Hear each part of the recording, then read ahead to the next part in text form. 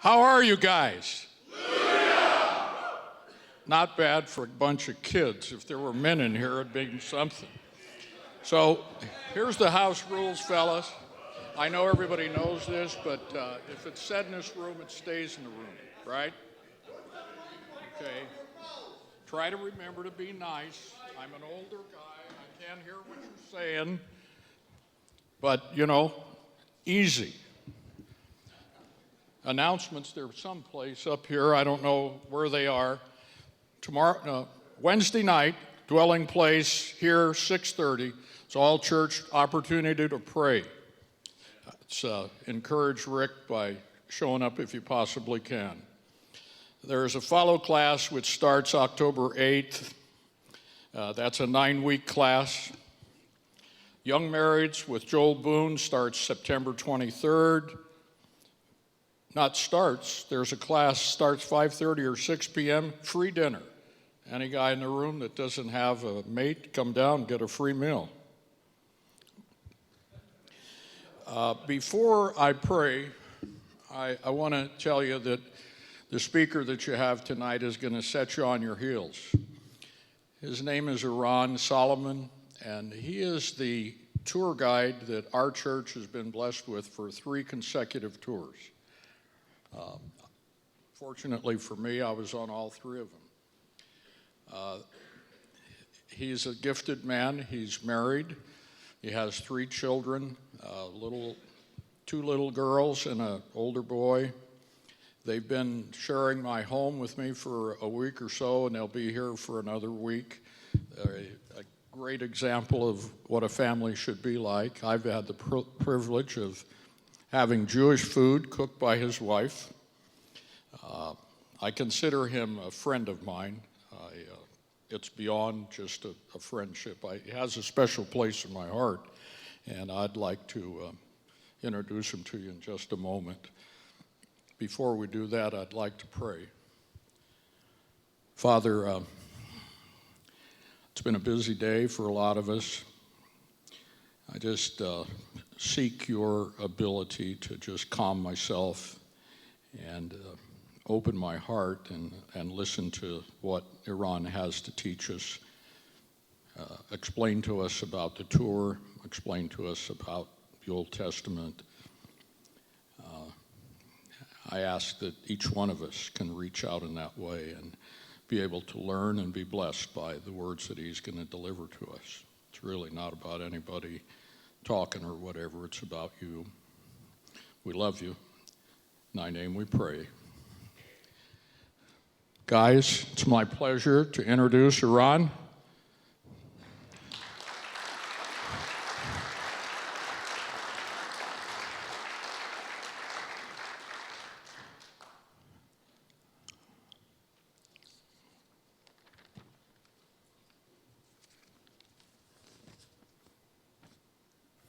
Would you like to use that one? Nope. Should I use yours? You want to have used this one? You're welcome. Thank you so much. Which one to use? That's good?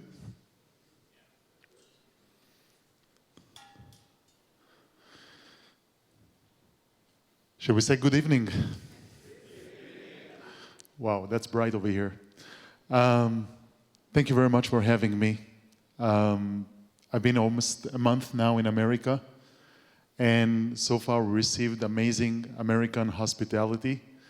For both my family and myself, it's our first time to visit here, and God bless America.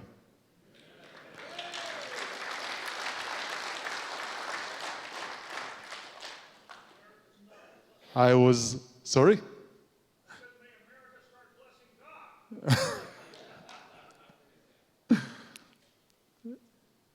My heart moves when I saw Pastor Countryman bring in the Israeli flag and put it on the stage last Sunday, and I had to explain it to my 6-year-old son why he does that.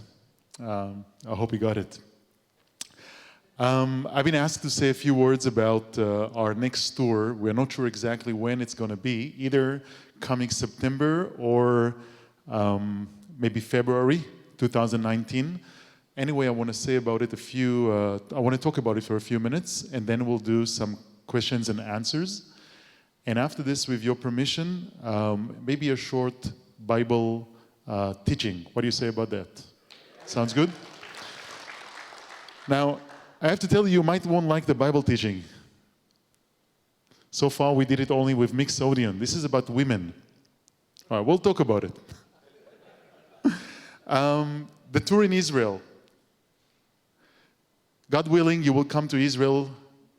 God willing, I'll meet you at Ben Gurion Airport. And I'll have the honor to welcome you with, welcome to Israel, Shalom, and welcome home. And many times you hear people saying that, but we actually mean it. What I mean is that Israel is really your home. Even if you choose not to come, it's still your home. A part of Israel is yours. This is His land. This is the Bible land. And when you get there, the response that we get from the people, that they feel like they are at home. So we want you all to come. We think it's a must visit for every Christian to come pilgrimage to Israel to follow Jesus' footsteps.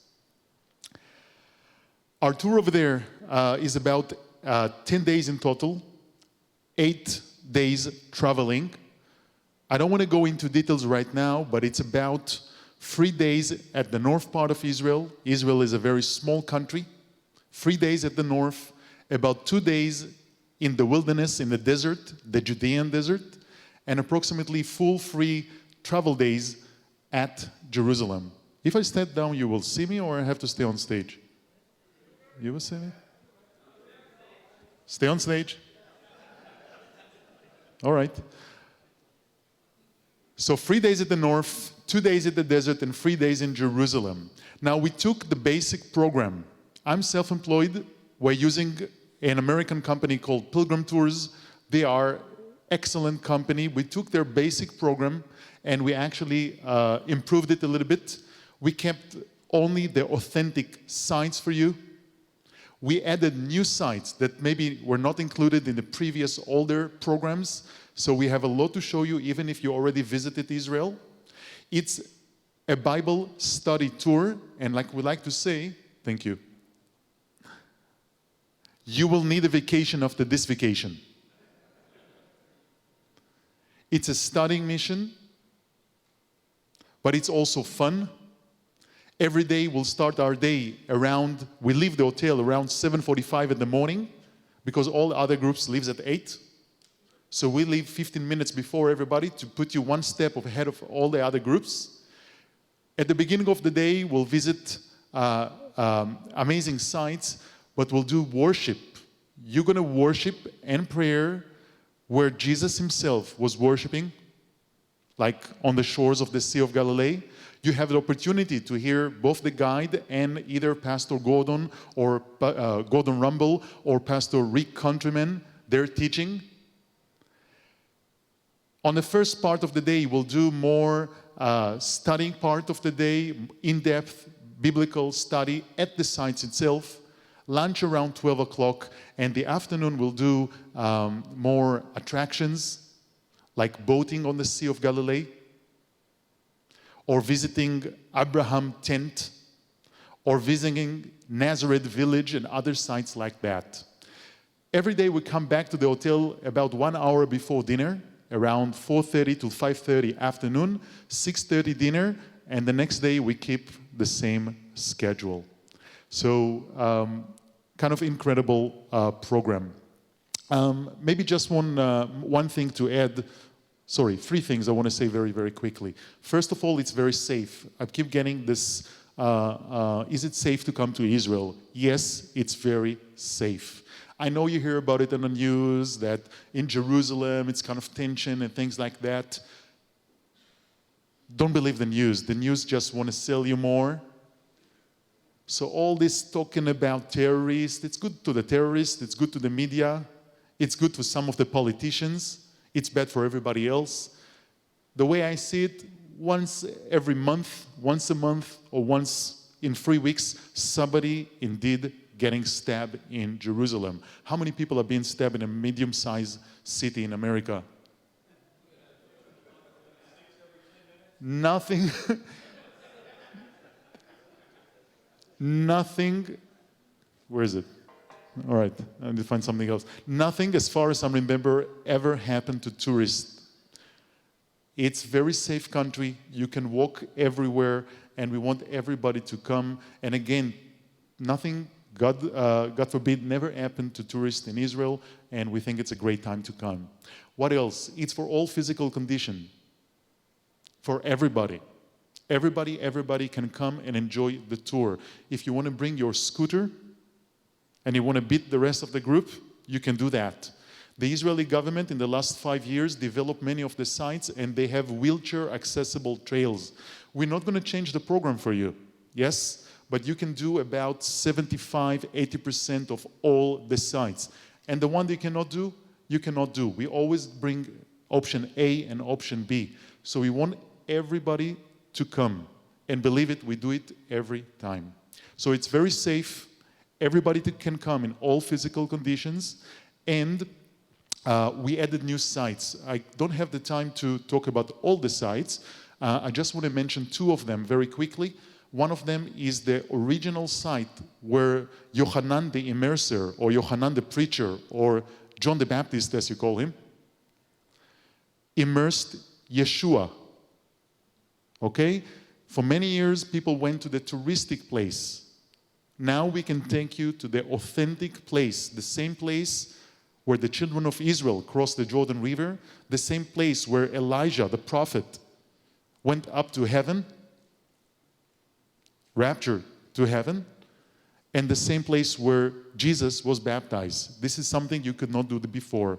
Another quick example, 2009, a new site was discovered accidentally. We found Magdala, the hometown of Maria Magdalene. You can search at the internet. Unbelievable, my opinion, #1 site around the Sea of Galilee. We can actually show you first century town. You have a chance to worship and to see a synagogue that by 99.9% Jesus and his disciples were sitting, studying in the same synagogue. Okay? Open officially only a year ago. So if you come, you'll be one of the first groups ever to be in this place. I think for a believer, it can't get any better than that. What do you think? So many good reasons to come. I want to give you some time to ask questions. And after this, we want to start with a little bit, a short, 10, 15 minutes Bible teaching. I hear they're going to be building the temple again. What's the truth in that? All right. Gordon, I used to have a lecture in university. He asked everybody to raise their hands and to ask their questions, and then he choose the questions he want to answer. And then he answer only those ones. So, it's a short question, but a complicated answer. I'll try to explain why. Maybe many of our enemies telling about us, the Jews, that we are planning to come tomorrow morning and to build the third temple. I think it's a lie. Most of my brothers are seriously Orthodox religious Jews, and none of them is planning to blow up the Dome of the Rock tomorrow morning and to go and build the temple. 99% of the Jews believe that should be in God's hands. So they are praying for that every day, 3 times a day. Please, God, soon in our days, rebuild our temple. But they are not actually going to do that. It's even forbidden for them to be active about it. It's true that there are some people that might have some ideas about blowing up the Dome of the Rock, but I think you can find both Christians and Jews that thinking about it. Yes, sir. That's the tricky part. Tomorrow we have a meeting with Pastor Rumble and Pastor Countryman, and we'll come with you with the dates, hopefully. Yes. Oh, yes, sir.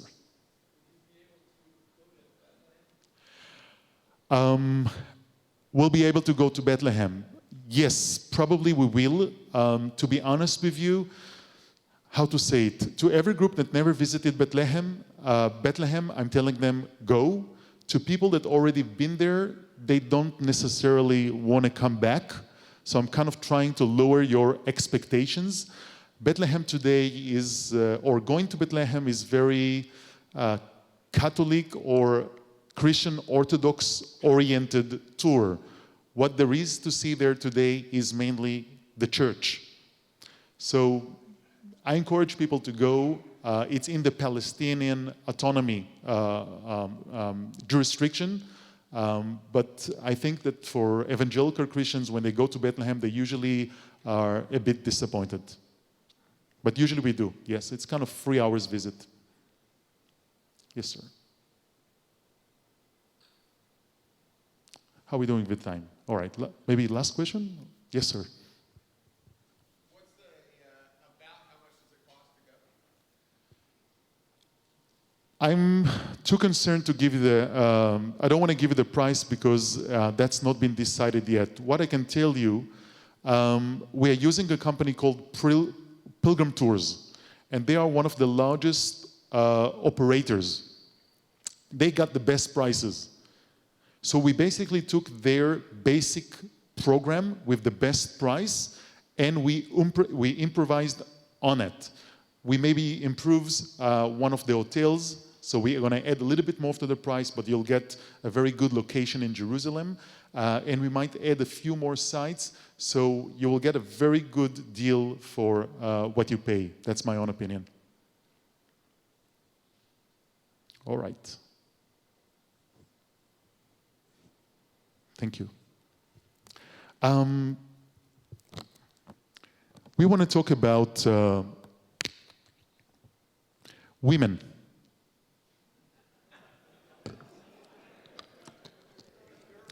And we'll give you just, I don't know, half the spiel right now.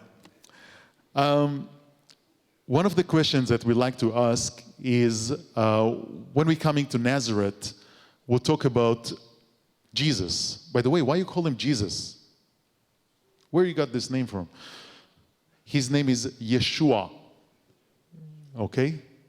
He will call Jesus because he will save his people. Doesn't make sense. So Yeshua in Hebrew is salvation. The name of the prophet is very important.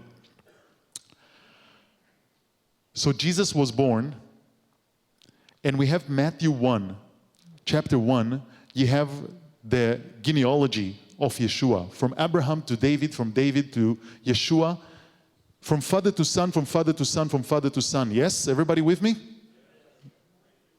But there are 5 women mentioned over there in this genealogy line. Why is that? Today the Jews are following the bloodline of the mother. Okay, I can say it. That's no kids.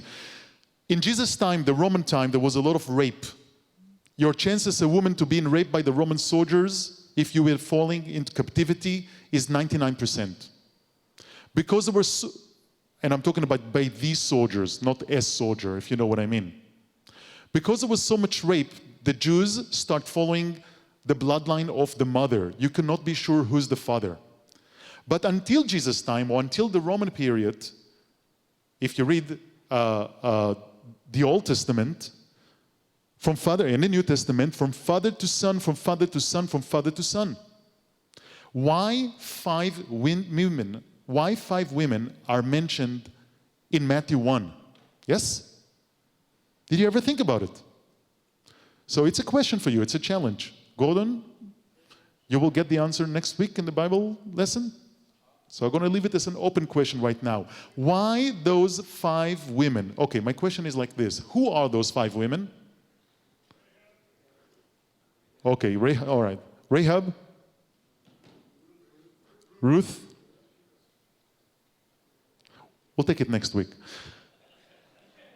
5 women, and what those 5 women have in common. Okay? And we hope that this will help us to understand why Matthew mentioned them as the grandmothers of Yeshua. So during the tour, we're going to talk about those women, about Tamar, Rahab, Ruth. Right now, I want to speak about one of them, and this is the wife of Uriah. Okay? Do you feel like? Why I chose that? Because many times on the tour, we don't have the time to tell the full story. This is one. Number two, the Bible dedicates a lot of time for that, so we think that we should do it as well. And because I'm assuming that most of us know the story of King David and Bathsheba. So, God willing, you'll be with us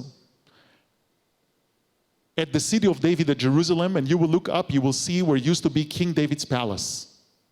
You will see where the palace was, where the rooftop, where the window was, and we're going to teach about King David and Bathsheba's story.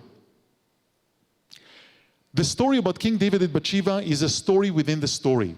After King David conquered Jerusalem, he brought the Ark of the Covenant to Jerusalem. And he conquered all of the promised land to Abraham. You know how many sentences the Bible dedicates to that? King David, mighty conquests. He conquered all of the promised land to Abraham. 7 sentences. King David idolatry, 2 chapters. The Bible is not a history book. The purpose of the Bible is not to teach us history. The purpose of the Bible, yes, there are historical events, of course. There were other books that their purpose was to teach us history. But the purpose of our Bible is to teach us relationships between us and our God. Amen? So there are 2 wars. There is a war outside. Great victory. But there is another war inside. Horrible failure. So if the Bible dedicates 2 chapters for this story, we can dedicate the next 10 minutes for this story. Andrew, please, we're just going to read the first part just to refresh our memory. Please listen up carefully.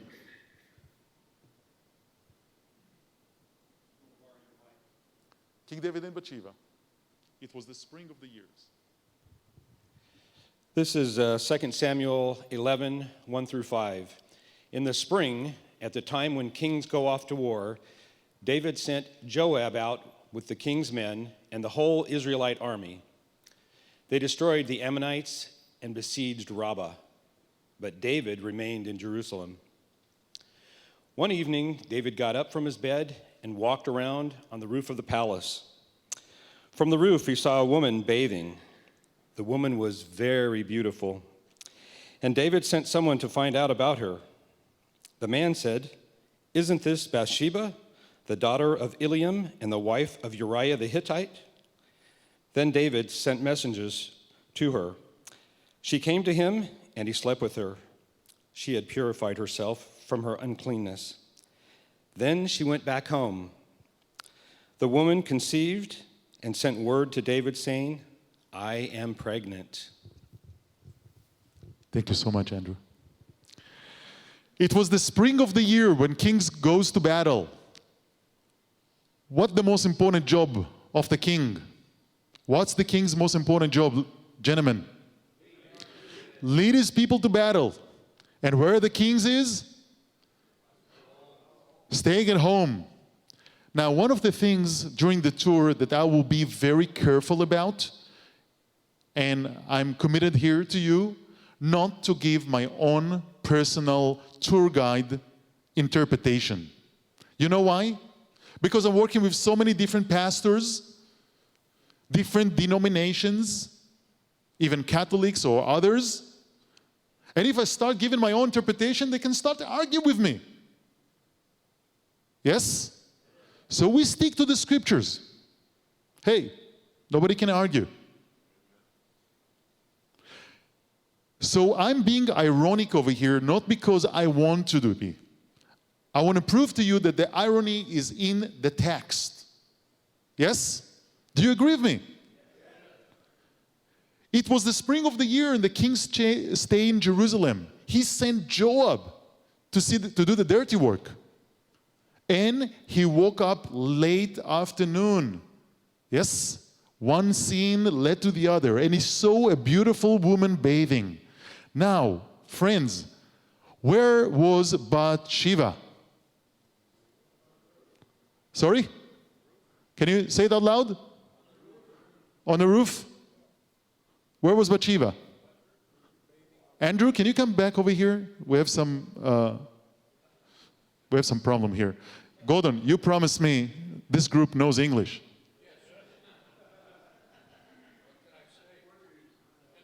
A lo mejor a español. All right, well, let's read it one more time because all of you were just listening, yes? Just about where was Bathsheba, just this part. From the roof, he saw a woman bathing. So who's on the roof? So why all of you, yes, gentlemen, like you, scholars like you, all of you, or almost all of you, I saw that, thought that she was on the roof. One of the rules of this place is whatever we say over here stays over here, yes? So I can speak freely. It's always the women's fault.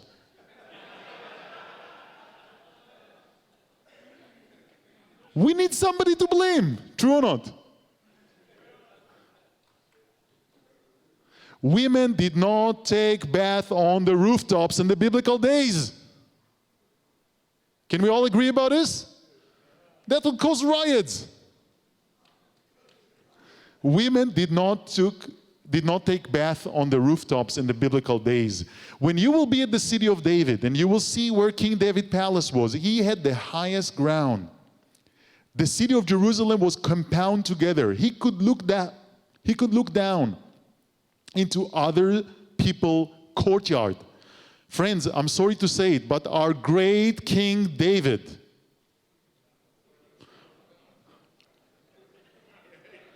he was peeping. Sorry. He stayed late, woke afternoon, and he looked down and he saw a woman bathing. So he called the woman, and she sent him a message, I am pregnant. Oh my God. What King David is going to do now? Matthew said, not Bathsheba, he said the wife of Uriah. He sent message to Joab, send Uriah the Hittite, one of King David's mighty heroes, back to his home. Uriah came to King David. King David told him, you are my hero. You were fighting so bravely. You deserve a night with your wife. Everything I'm telling you right now, friends, any lawyers on the crowd?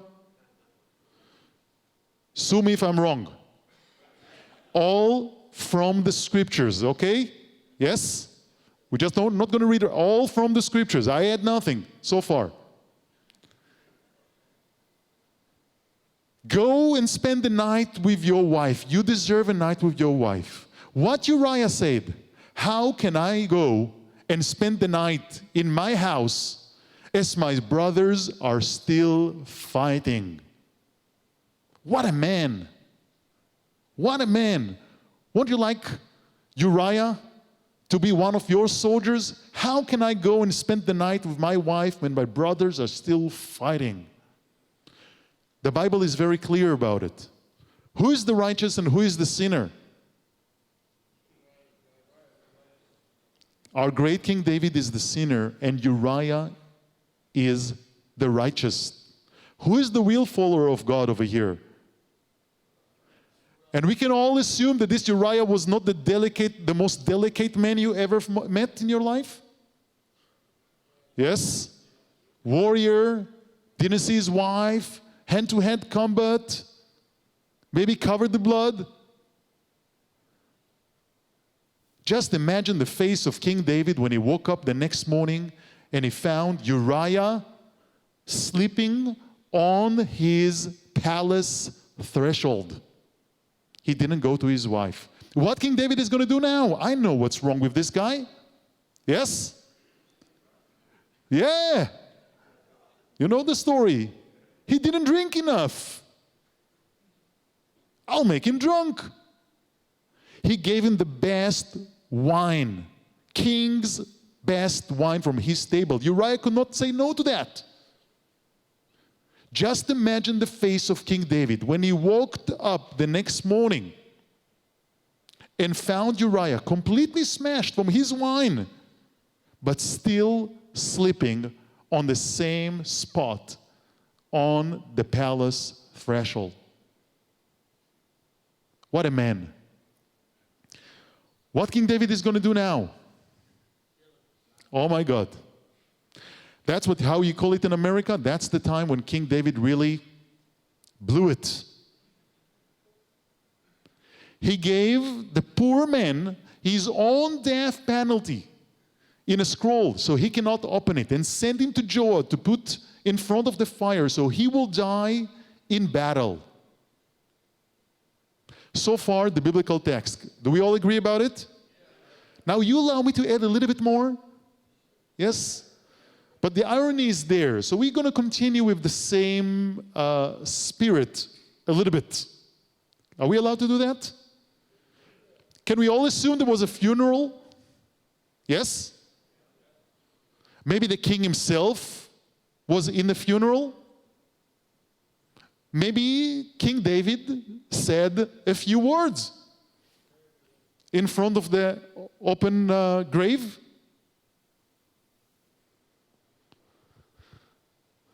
Uriah, the hero, he died for all of us. And now I'm the king. To honor Uriah, will marry his widow.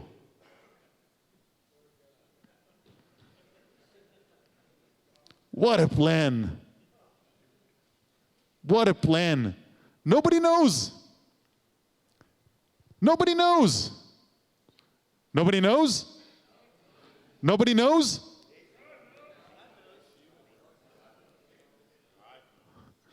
And we think that's the punchline.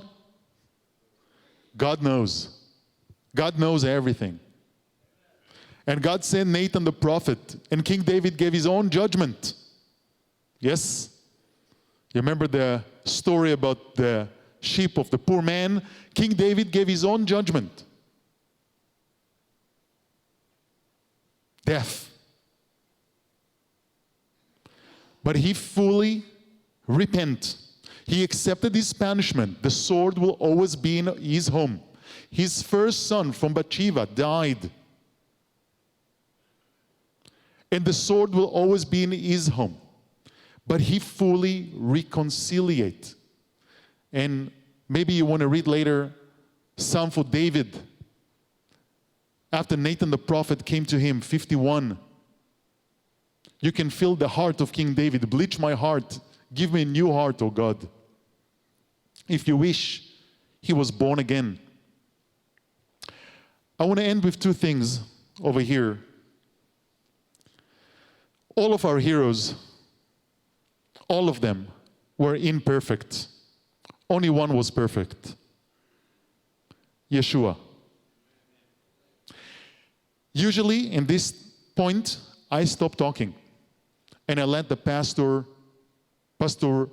Rick or Pastor Gordon to pick up from here and to bring the message to the group. So if you come to the tour, we will do a lot of teaching like that at the sites himself. And we have a chance to do it, to worship, to teach, and to preach all together. Last thing, the 5 women. Is anything good can come out of Nazareth? Is anything good can come from the lowest part of the Jordan River, which is, by the way, the lowest place in the world. That's where Jesus was baptized, the lowest place in the world. The first son of King David and Bathsheba died, but the second son is King Solomon. Is anything good can come from those 5 women? And this is a hint for you. And the answer next week. Thank you very much.